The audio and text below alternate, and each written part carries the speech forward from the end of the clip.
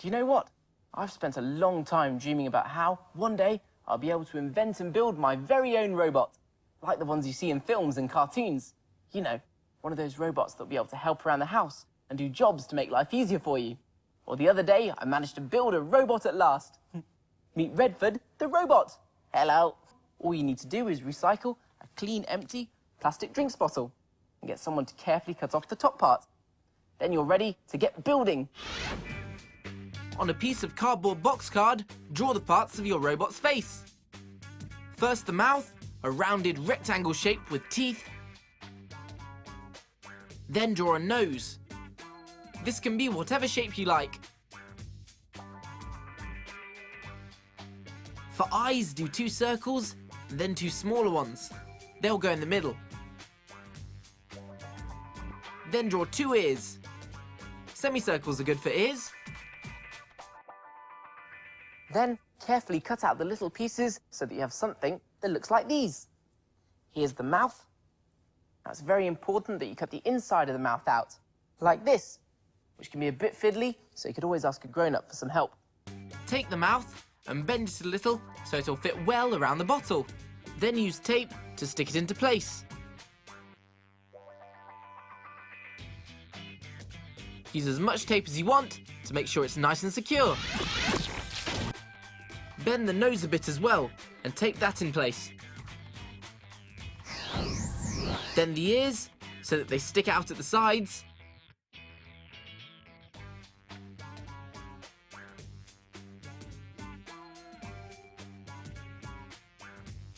And for the eyes, tape on each bigger circle.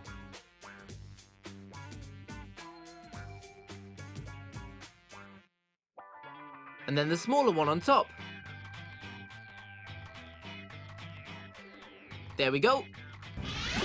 Mix some white PVA glue with some water and use it to paste on pieces of torn up newspaper. The idea is to paste all over the card pieces and the bottle with one layer. Make sure you get into all those nooks and crannies. And it's very important you don't do inside the mouth. You'll see why later. When you finish doing the paper mache, let it dry and your robot will now look like this. Now you need to cover the rim of the bottle, like on this one. And if you look at the mouth, you'll see that there's no paper mache and you can still see through. Now this doesn't look like much of a robot at the moment, so let's transform him.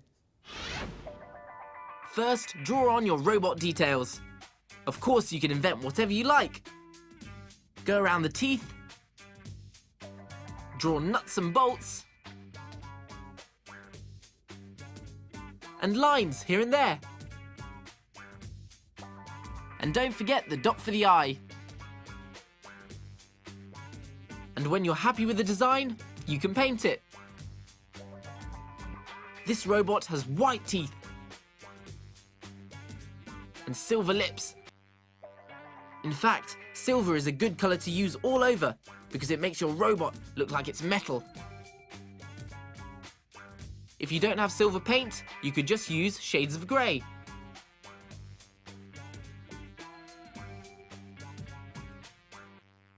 Maybe you can do yellow eyes like this, with a nice blue dot. And when all the paint is dry, you can use a black pen to draw on outlines.